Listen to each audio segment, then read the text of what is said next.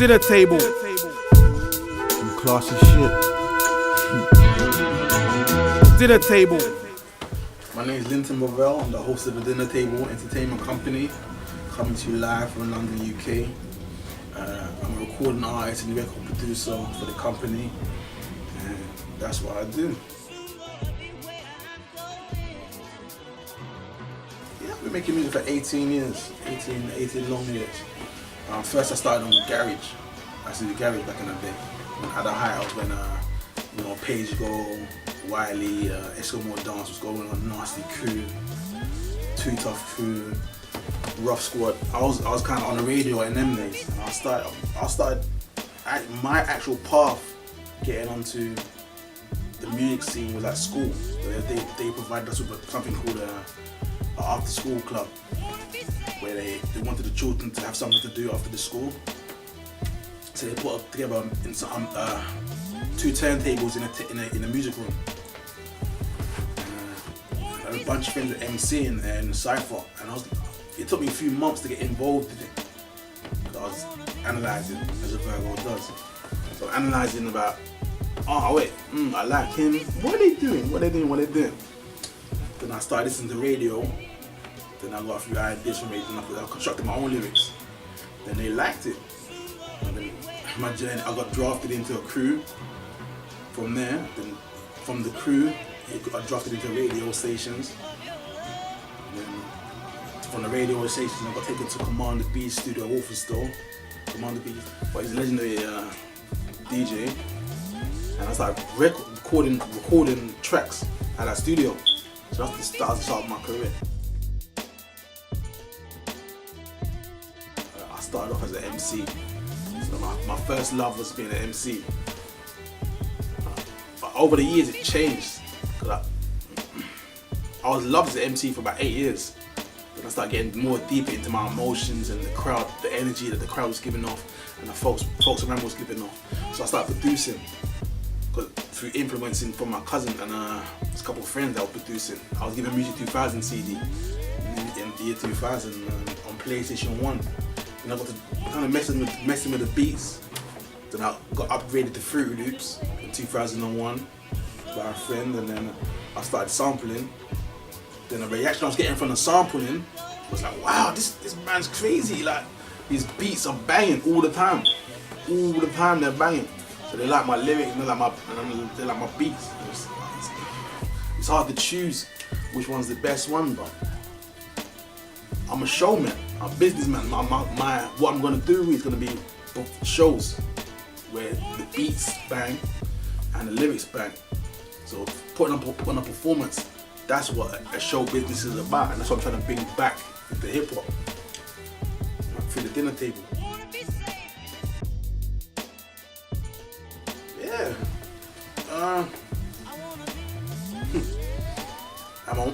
My dad's old flat in Walthamstow. He had a 2-bedroom flat. And my mum, we moved in there a year after I was born. I remember them playing records on the pen table there. Old Nat King Cole's and Elvis Presley's and Shirley Bassey's and Richard Pryor. Good guys. So I was always into music, always had that element of music around me. And my dad used to play lots of Luther Vandross and Afro, it was Afro beats, Nigerian music with Barbadian, but it was just like African music. My dad was a man of culture. So I remember sleeping in the car on journeys and just waking up to these beats and my dad singing along to them. So I was always been a music man. The music's in my soul to do it, my spirit to do it. So then, like I said, I went to school and we wasn't bad kids, we was up to mischief, we was rebels. I come from a rebellious background, as the kids today do as well. I'm trying to change the way business changed my perspective of things. I got more organised, and that leads us to the next question. But yeah, it all started from a long time in my youth, from being rebels on the streets, having street friends when there was stealing cars and joyriding. It wasn't really stabbings and such as what was going on now. It was more having fun. So it was just going to girls' houses and driving cars and showing up, on radio stations and something called sets, like practicing MCing at people's houses. It was good. That's like 2003, 2004, it was all good then. The golden age of hip hop was there. The 90s and the early noughties. You had a diplomatic immunity. You had the Rockefeller state property. You had a Junior Mafia. It was all good. So it was influenced by the United States quite heavily. And you can hear that in my music. It's influenced by the east side of the United States. Even though I'm English, but I'm heavily influenced by that. I speak in English, but the feeling, the essence of my music is the New York side of things. That's what influenced me. That's all I was seeing. MTV Base, The Box. I was just a child staring at these things, thinking, "Oh wow, what are these guys doing?" Like the words are mesmerizing. So that's a heavy influence. So I was wearing my bandana like Joel Santana. Brothers were drinking like Alizé and wearing Avexes. That's what So Solid was about as well. I was living it was a good life. A good life, yeah. Very good. That's where it all started from.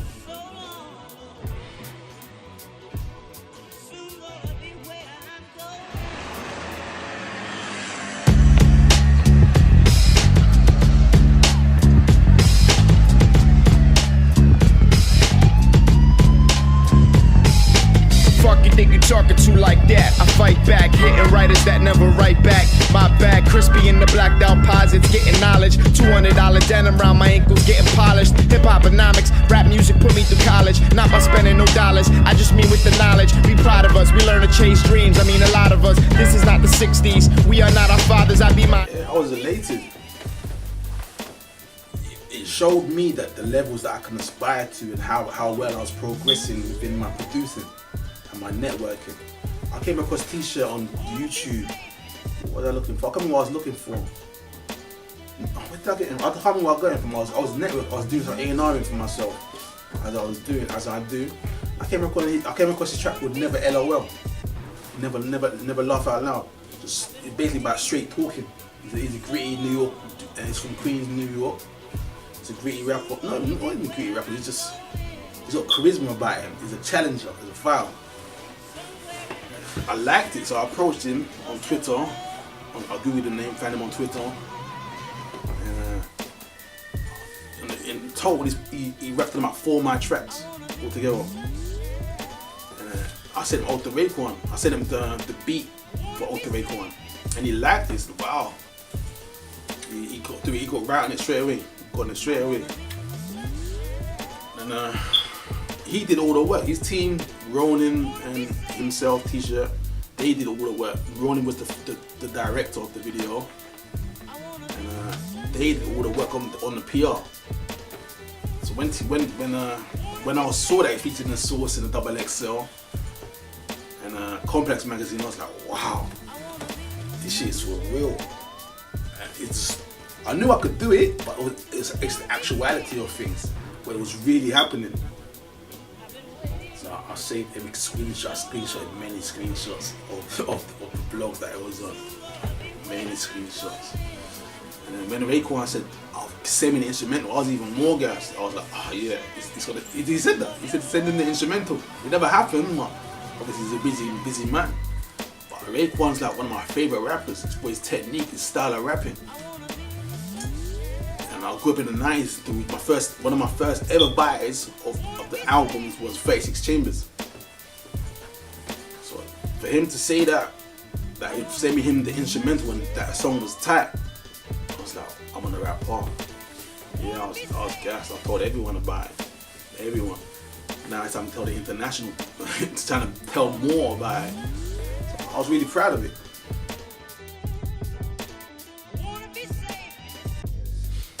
Yeah, the dinner table expansion, branding. Like, I understand from growing up in like the early noughties, not growing up, having like the street knowledge, like the banter of the street. It was fun. The streets was fun then. It was about bravado and style, not just dreariness. It wasn't just mundane. It was fun. So now I'm trying to bring together with a dinner table. That's my company. I'm trying to sort out the branding. Rockefeller had a huge brand. So did Diddy.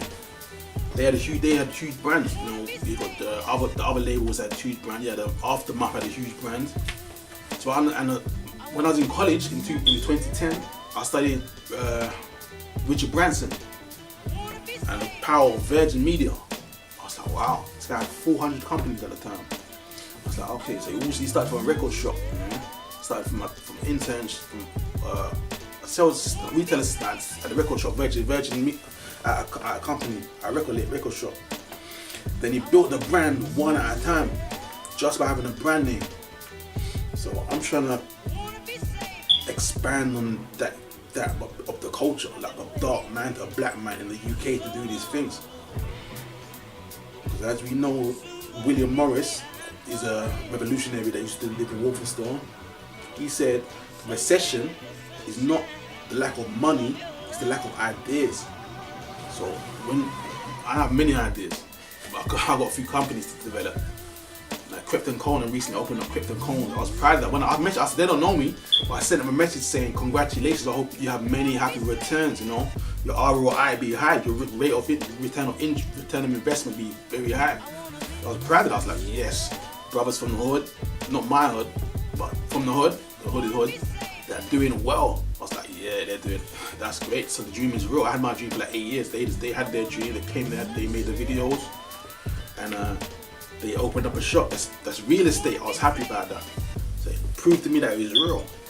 So the dinner table will decrease over London. This is one of the parts of it. Kicks Magazine today, Real Company today. I'm doing shows. I got 2 mixtapes. I got the Increase to Zero Part 1 and Part 2. I've got a few videos on YouTube, 3 videos. One's The Brave, one's Black Excellence, and the other one I'm So Grateful. And just about building the ethos and the pride the company is built on. Family values, that's what the company is built on. So that's what I'm doing, expanding, branding. It's important, because once you're the brand, once you're the man, anything you say goes. You can say go there, go there, go there. Income, expansion, influence. Other people will copy you, and you know, it's uplifting the culture of the black man, which I'm trying to do.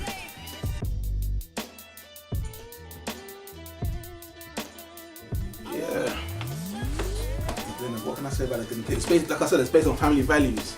The dinner table, the euphemism for that, the metaphor for that, by sitting at a table, the dinner table, literal dinner table, with your family, talking about your future with the children and the elders at the table. There's wisdom, lots of wisdom, and it should develop into conversation and guidance for the young adult, for the young child. So it gives like a fair and prepared approach to the life that is ahead of them. That's it's traditional family, but that also expands into that.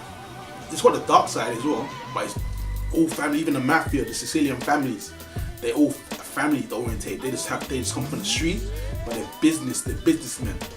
So it kind of ties into all of that. It's family, kingship, goodness.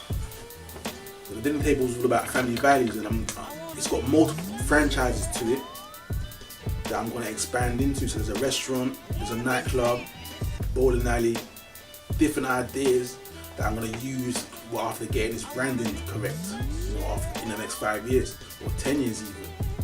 So it's a multi-layered company. Brothers are welcome to invest in and buy tracks off me and all of that. Yeah, there's contracts available. I have music lawyer and all of that. Documents. Documents are prepared and all of that, ready for that. Yeah, it's gonna be a big thing. The dinner table, first table entertainment company.